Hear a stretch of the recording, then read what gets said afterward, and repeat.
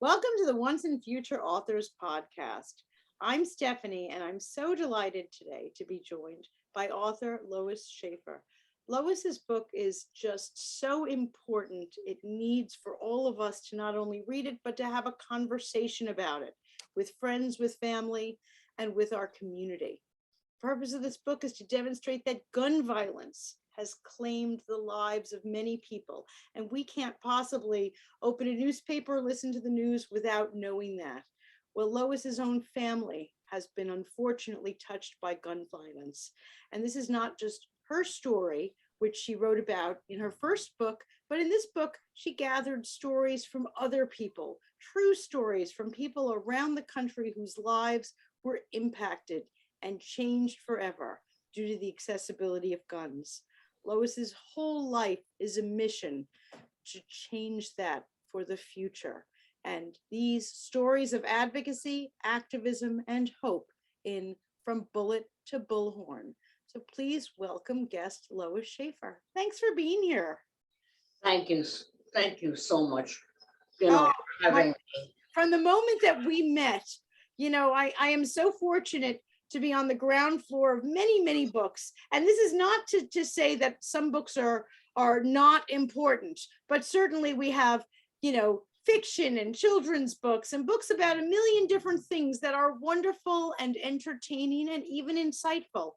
But Lois, your book is the book that I want everyone to read and to talk about and hope that the message gets out there.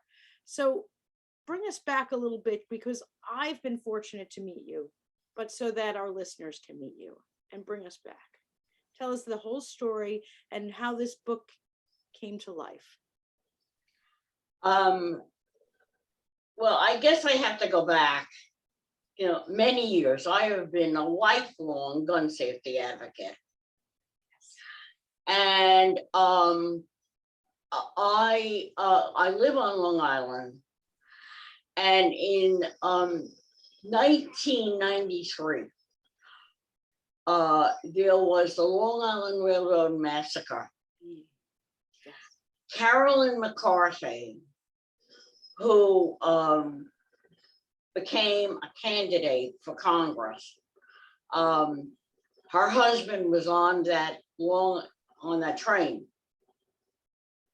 and he was shot. And that was the initial issue that she ran on. And I worked so hard on her campaign to help her win the election, and she did it. She served for 18 years. She was absolutely fantastic. Okay. So now, fast forward, December 2008, my daughter lived in St. Louis, and she came home from work, walked into her house, and there were two 17-year-olds, one in possession of a stolen handgun. And she took one look at her, and in seconds, it was over. She collapsed to the floor, and he shot her twice more. And what is interesting about her, she was an athlete. She was a runner. She was a dancer. She had just opened her own studio. She had dreamed of having her own studio. She was certified in Pilates and gyrotonic. And just what I'm illustrating is that she could have turned on a dime, but guns are so quick, not even, she couldn't even escape. Okay, so I have been involved. in my prior life, I was writing grant proposals for a dance foundation, arts organization. And so writing was very, it was a catharsis, for me. And after she was shot, at the funeral, there were more than 500 people that showed up there, and I got those. And I sat for 3 months writing to each one of those people. It gave me just a sense of purpose of doing that. And I thought to myself, I've been involved in gun violence. Why not pass my story on to other people? And I started to write. I wanted to put a face on gun violence for people to understand. Now, mind you, this is 13 years ago. Mhm. And there were shootings. I mean, not like they have been today. Well, in 2013, The Unthinkable was published. And that was in December 2013. Now, just back up a little bit. December 2012 was the Newtown shooting. My gosh. Okay, now, I have, as I said to you, I had been involved in gun safety for years and years. That morning, which is a Friday morning, I was on my way into Manhattan with my then elected assemblywoman, Michelle Schimmel. She is now retired. We were on our way into Manhattan this Friday morning to do a press conference, City Hall. And on the way into the city, we hear about the shooting. That was a Friday. All that weekend, you saw, the media, like you see, today with Uvalde and Buffalo and so on. There was the media. There was a young rabbi that kept talking. I said, I gotta call him. Monday morning, I called his temple. I got his assistant. I said to his assistant, he doesn't know me, but I am a mother and I am a survivor, and I'm calling to find out what it is that I can do to help. I know he is preoccupied, but took my name, took my number. The next day I found out, now I live in Great Neck. The next day, I found out he grew up in Great Neck, and he in fact graduated from the same high school, same class as my daughter. So Tuesday morning I call and he answers the phone. And I said to him, my name is Lois Schaffer. He said, I know who you are. And I've said many prayers for Susie. Okay, so since then, we have been we talk quite a bit. We have been on meetings together, on panels together. He is somebody that I am in touch with. Okay. So now, fast forward again. That May 2014, Mm-hmm. was the first march across the Brooklyn Bridge sponsored by Moms Demand Action. Oh, okay. And, because, I've been involved with, gun safety in different organizations, I got to know lots of people. And I'm walking across the bridge with another young woman who had lost her son, young kid. Mm-hmm. And I said, to her, what would you think if we got together and we got other survivors like us? Doesn't necessarily have to be mothers. Right. Other survivors like us to write their story, to not only for themselves, but to pass on to society, to do something, okay? She says to me, that's a great idea. I have 11 women. Wow. And I said, give me their names. If they want to write something, good. If they want me to help them, fine. Or whatever they want to do. That summer, I called this gal and I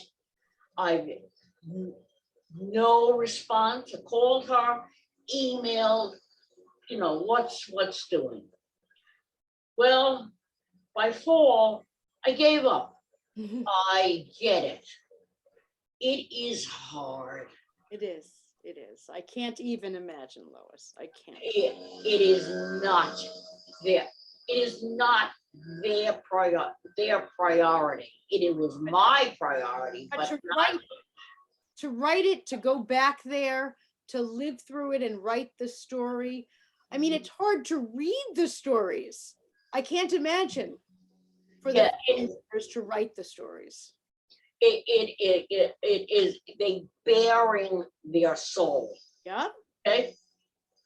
So I then thought to myself, I am not stopping. And of course, the fact that I've gotten to know people, for example, Andy Pelosi, no relation to Nancy Pelosi. He is he's been a gun safety advocate. He has his nonprofit organization, Gun Free Kids. He goes around to campuses because there are guns on campuses talking, about, the risks about guns. Called him and I said, this is what I want to do. Can you give me any ideas, guide me, put me in touch with people?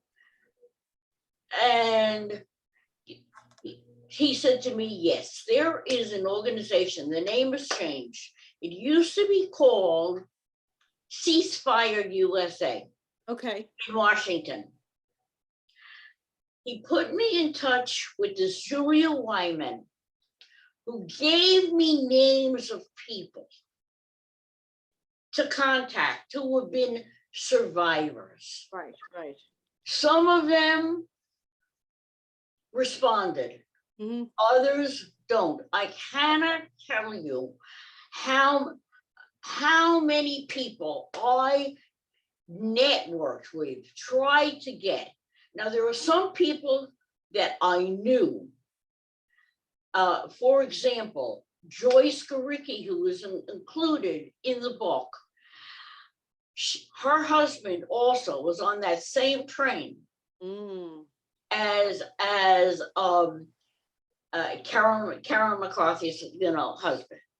And so I called Joyce and I said to her, this is what I want to do. Would you would you want to do it? And she said to me, I'm not, she wasn't sure about writing. I said, I will help you. If you will do it, I will help you. So getting, the people. Not easy. Now, I just want to take you a little bit. I had been talking to Shaul Praver, the rabbi from Newtown. Right. And I said to him, this is what I want to do. I was thinking about doing 51 stories to represent 51 states.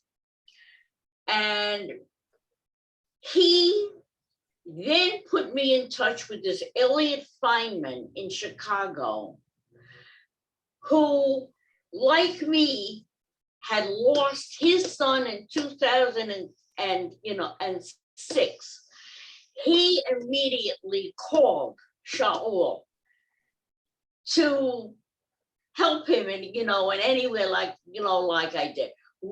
Shaul and Elliot Feynman and I had a conference call. The bottom line is that they said to me, 51 is too much. I get that. It's a lot to coordinate, but it's also a lot for the reader. Yes. So by the time that I spoke to them, I had that conference call, I think I had about 10, 11, maybe 12 people, and not enough. And little by little, I was able to get 14, 15, until I got the number 18.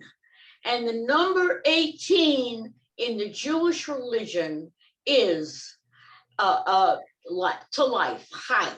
Hayam. And I thought, I am going to use that because these are stories of preserving life. Yes. Hope and life. So that is how this book came. Yep, that's how it came to be. And now that it's here, let's talk about the future. Let's talk about what you are going to be doing and what people can contact you for. Speaking, outreach, working with people. What is it? Where do we go from here to make an impact? And what are you going to do? And what can I do? And what can we all do? Well, it's funny that you should ask that right now. Last week, I was asked to speak at a women's group right here in Breakneck. These wonderful women, angry, bereft, sad, furious, sad, what could they do? Well, I said to them, vote. I know you'll vote, but what you can also do is everybody has friends or family in other states, particularly swing states. Call those friends and family, urge them to vote, urge them to call their friends, family, neighbor, vote. That is what it's about. We talk about getting legislation. Yeah, I mean, we are they're now in Washington, they're talking about changing the legislation, raising the age from 18 to 21 for assault rifles. We shouldn't have them in the first. Shouldn't have in the first place. I agree with you. I don't think 21 is old enough. I don't think 81 is old enough. I don't think anybody should have them. Those are war weapons. What are we doing with that? Okay, so urge them to vote and get involved with a gun safety organization, whether it is the Brady campaign, the New Yorkers Against Gun Violence, Giffords, anyone, see what you can do, donate to them, help them. That is what it is that we need. Now, as I started to say, we can get whatever legislation that we want, but unless we have the legislators Right. Yes. that are going to push for legislation, nothing is going to happen. So yeah, that is what we That's will. what we can all do. You're right. That's not, we don't need to be specialized to do that. We can do that for ourselves. And I'm so glad you mentioned, Lois, calling friends, calling people who live in other places, calling people out of state, telling them to urge their friends. That's something that every single one of us can do. Yeah. Now there is something else that they can do, and I did it this last election. There's this postcard writing. I belong to a political issue action group. It's called Reach Out America. Okay. And we had a postcard writing, and it was mostly to the swing states. Mhm. It was only to the swing states, and particularly to Georgia, Mm. in support of Warnock. Right. And there are organizations that help you to do that. It is a very simple thing to do. You get 10, 12 names, and once a week, just prior to the election, you send a postcard, names that you're given with a specific message. Right. To vote for Warnock, for example. Right. No, that's something, like you said, tangible. It's something that we can all do.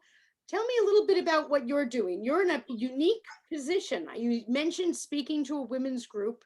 What other speaking things would you like to do? Because this is our moment to be able to say, Okay. hey, if there's a listener who knows someone here or there.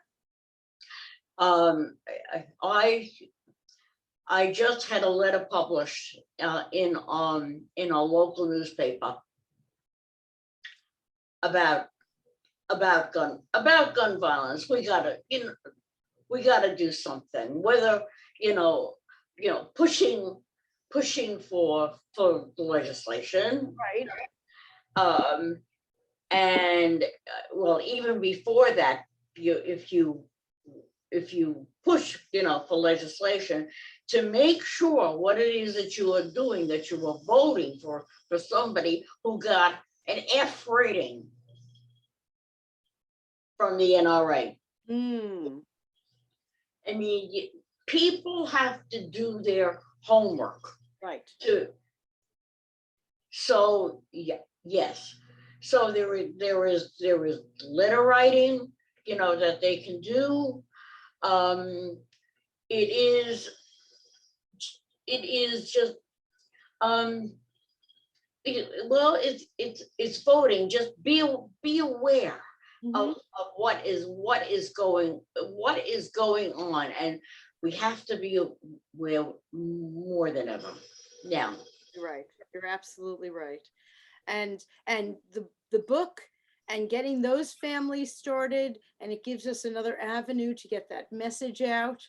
So, and fortunately now more events are going to come online. I mean, so many of us have been stuck away from going to events. You said you were at a women's group speaking.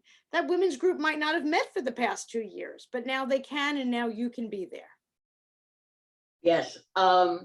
So I mean, I have been talking to people. There are things that I hope are in the offing. Now, next week, Michael Dowling, he is the CEO for Northwell, Okay. very active. He has these meetings on gun safety, and there is a survivors empowerment meeting at Northwell next week. So yeah, that is what, There are definitely things that we can get the word out on and get more people involved. that is exactly right. I mean, it is, if it was ever important, I mean, Oh, from Newtown, when we thought, oh my goodness, now something's gonna happen, and nothing. nothing. Nothing has changed.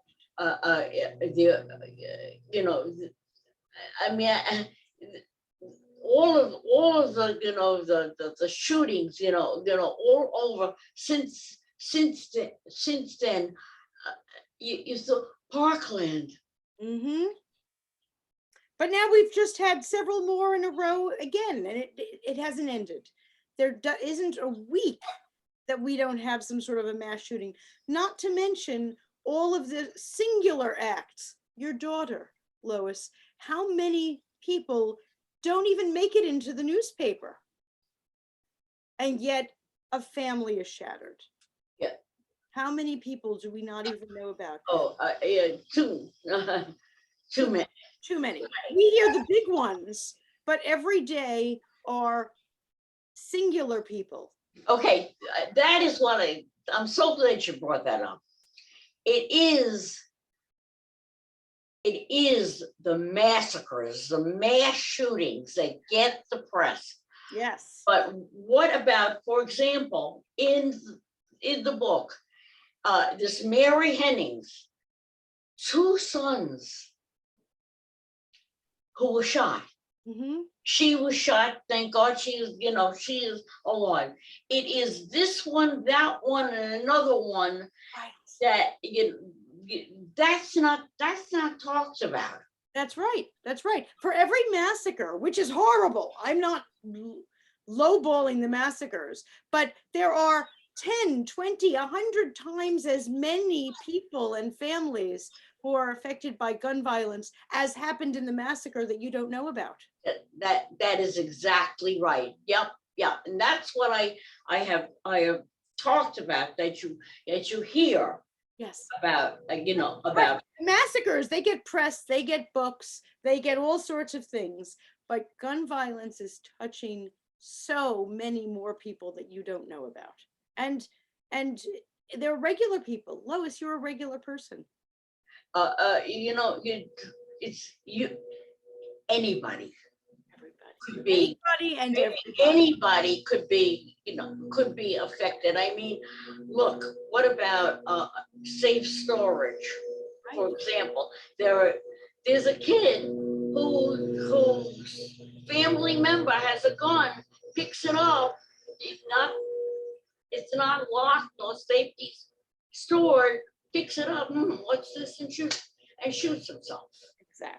Exactly. Now I'm so glad that you had the courage and strength and fortitude, not just to walk the dark walk that you have been, but to write it down and to share it and to speak about it and to encourage others, because it is through our stories that others can learn and then act like you've Thank acted. you. I want to tell you something. This, you can look at it as something sad. I mean, sad beyond, all right? Of course. But I look at it as being in touch with people who had the soul and the strength and whatever else to be brave, to, you know, to tell their story. And it was also life affirming. So sad as it is, on the one side, on the other side, it was moving. Yes. Yes. Well, it's so many words. It is beyond sad, but also beyond moving to read and to understand. But you know what? I'm so grateful to you today, not just of writing the book, and it is so important for us to know about that, but also I thank you so much for your action steps, for telling us, because so many times when we read the newspaper, whether we read about a massacre or a single act, one thing that we feel, and this is universal, is helpless. And just like you said, after Newtown and nothing has changed, all of us feel more and more helpless every day because nothing is changing. But you, Lois, gave us the action steps, what we can do. It doesn't require a fancy degree. It doesn't require 5 million friends on Facebook. It requires one person to do something. And if you can, phone someone else. But by doing that one thing that we all have the ability to do, voting, learning, speaking to our friends, we can take action. That's why I said at the beginning, yours is a book that I think is so important to read, but so important to talk about. And I think that all of us need to sit around the dinner table or wherever we are and talk about it and all do something. So I am so grateful to you. Thank you for helping me to get the message out. Well, let's keep getting that message out. So for all of our listeners and viewers who are watching, please, may this be a message that we take to heart and spread around. We need to do something so that others can live. Thank you, Lois, for joining me today. And I wish you nothing but the best with getting that message out, but we're behind you and next to you and support you in whatever we can do. Thank you.